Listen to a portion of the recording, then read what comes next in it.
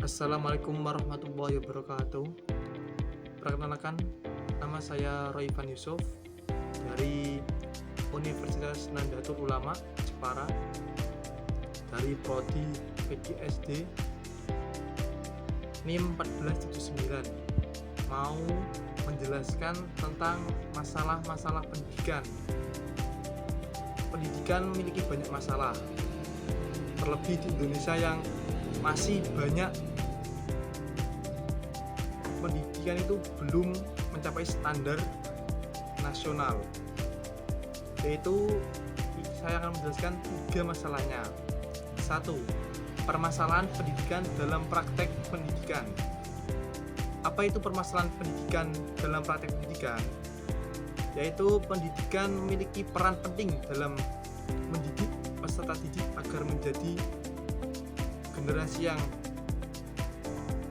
baik, berakhlak, dan berilmu. Pendidikan memiliki peran strategis dalam membentuk kualitas sumber daya manusia juga. Namun, dalam prakteknya, sistem pendidikan di Indonesia masih menghadapi berbagai tantangan, yaitu permasalahan yang kompleks dan saling berkaitan. Contohnya adalah permasalahan fasilitas kelas, permasalahan guru, permasalahan pendidikan, yaitu pemerataan pendidikan, mutu pendidikan, efisiensi pendidikan, dan relevansi pendidikan. Pemerataan pendidikan di Indonesia itu belum 100% menyeluruh. Masih banyak SD-SD di pelosok negeri ini masih membutuhkan fasilitas. Permasalahan 1 yaitu masalah pemerataan pendidikan. Pemerataan pendidikan mengacu pada distribusi kesempatan belajar yang adil dan merata bagi seluruh warga Indonesia, tanpa memandang ras, suku, orang kaya maupun orang miskin. Tapi harus adil, maupun itu orangnya kaya maupun miskin, dia harus tetap mendapatkan pendidikan. Yang menjadi alasannya adalah lokasi geografis, kondisi ekonomi, maupun latar belakang budaya. Permasalahan ketimpangan akses antara desa yang sulit dijangkau, yaitu 3T: tertinggal, terdepan, dan terluar. Kedua, kekurangan guru di daerah terpencil. Guru sekarang sangat sulit ditemukan di desa-desa terpencil. Banyaknya guru yang melanjutkan pendidikan di kota. Akhirnya ketimpangan antara guru di pelosok dan di kota sangat tinggi. Ketiga, fasilitas. Fasilitas sekolah dasar di Indonesia sangat tidak memenuhi standar, yaitu dari kelas, ruangan belajar, perpustakaan, dan sebagainya. Contoh data, menurut Kemendikbudristek pada tahun 2023 masih banyak sekolah di Indonesia yang kurang layak, yaitu mencapai 30.000. Upaya pemerintah. 1. Program Indonesia Pintar atau PIP, yaitu setiap anak mendapatkan dana untuk melanjutkan pendidikannya. Kedua, program guru garis depan.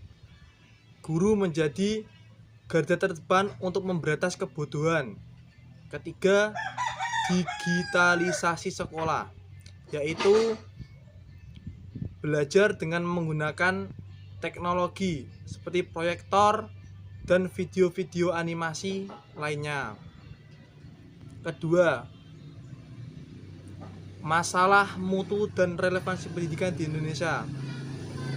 Masalah mutu pendidikan meliputi pembelajaran, tenaga pendidik, dan peserta didik.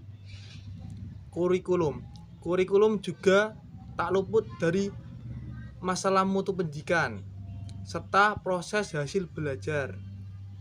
Rendahnya mutu pendidikan di Indonesia sangat berdampak pada kualitas hasil peserta didik itu. Permasalahannya yaitu banyaknya guru belum memenuhi standar kompetensi. Kedua, kurangnya pelatihan pada guru. Ketiga, sarana dan prasarana. Sistem evaluasi yang belum optimal menilai kompetensi siswa secara holistik. Saya sudah membuat indikator mutu. Hasil PISA menunjukkan skor Indonesia berada di bawah rata-rata OECD, terutama dalam literasi, numerasi, dan sains. Solusi dan inovasi. 1.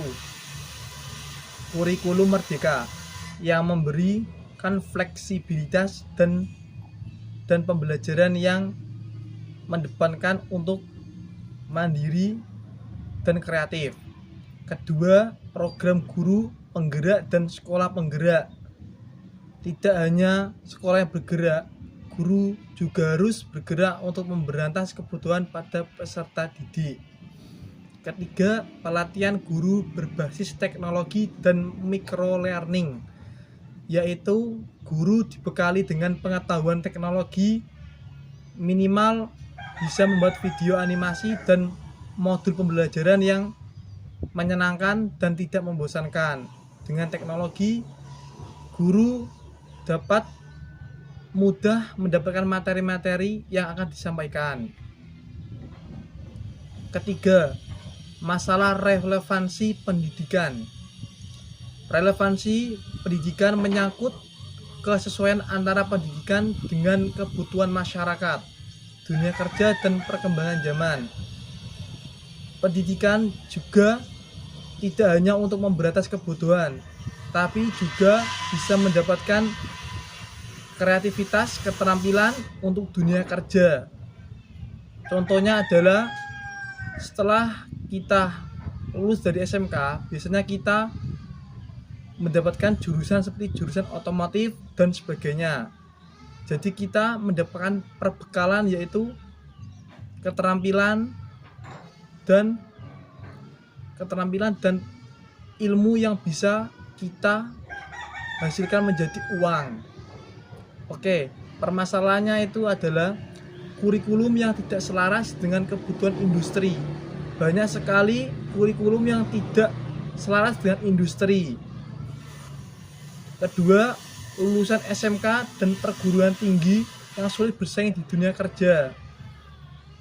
Banyak lulusan SMK yang bekerja di luar dari jurusannya karena tidak selaras dengan skill industri itu sendiri.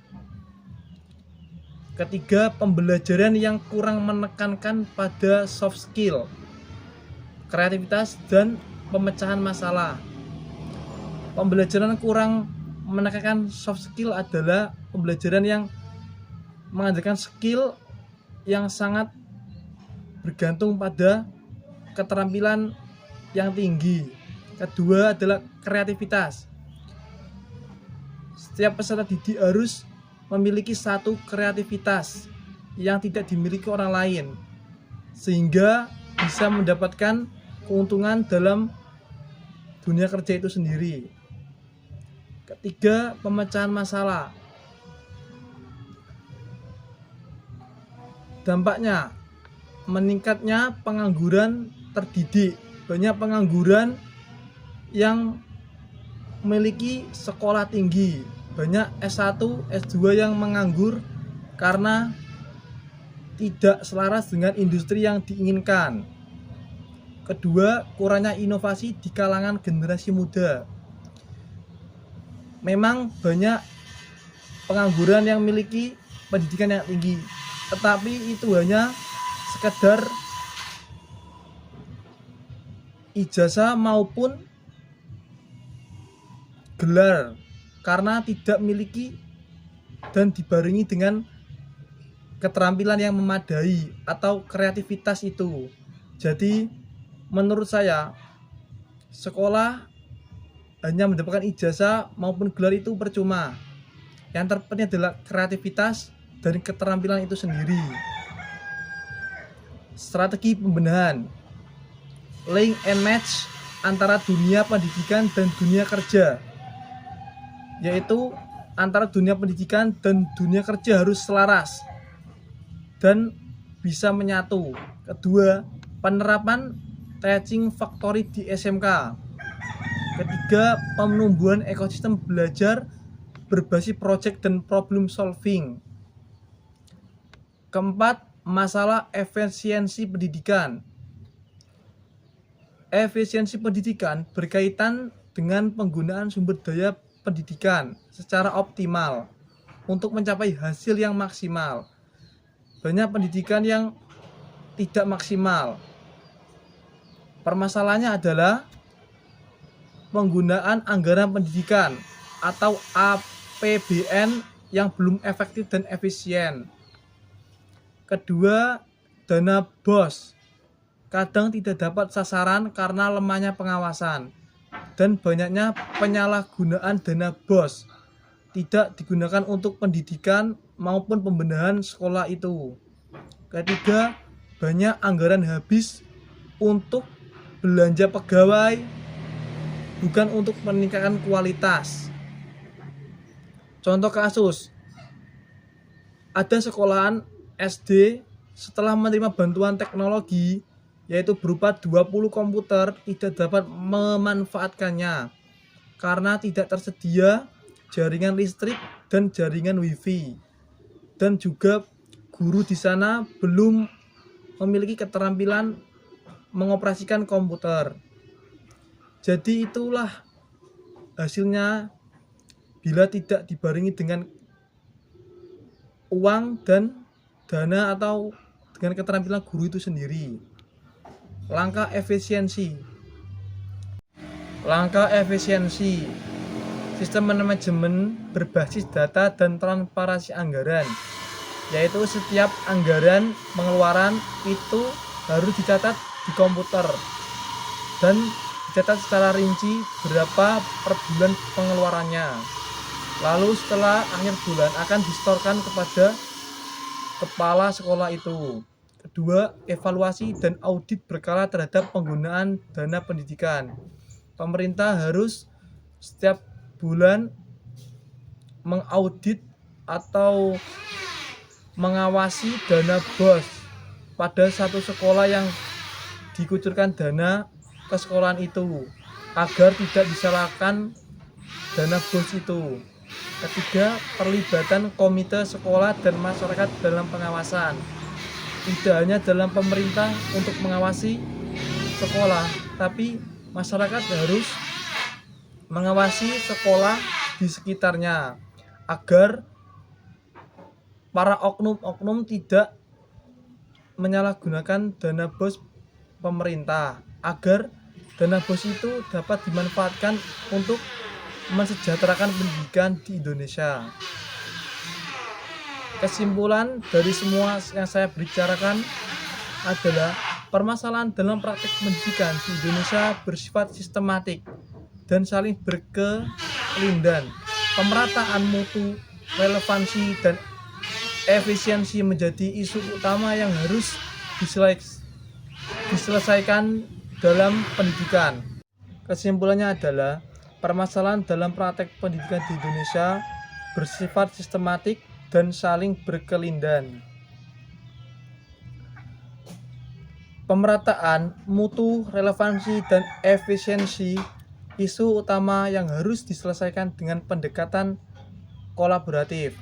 Peran pemerintah, tenaga pendidik, masyarakat, dan peserta didik harus saling bersinergi agar pendidikan di Indonesia dapat mencetak generasi emas yang kompeten, berdaya saing, dan berkarakter.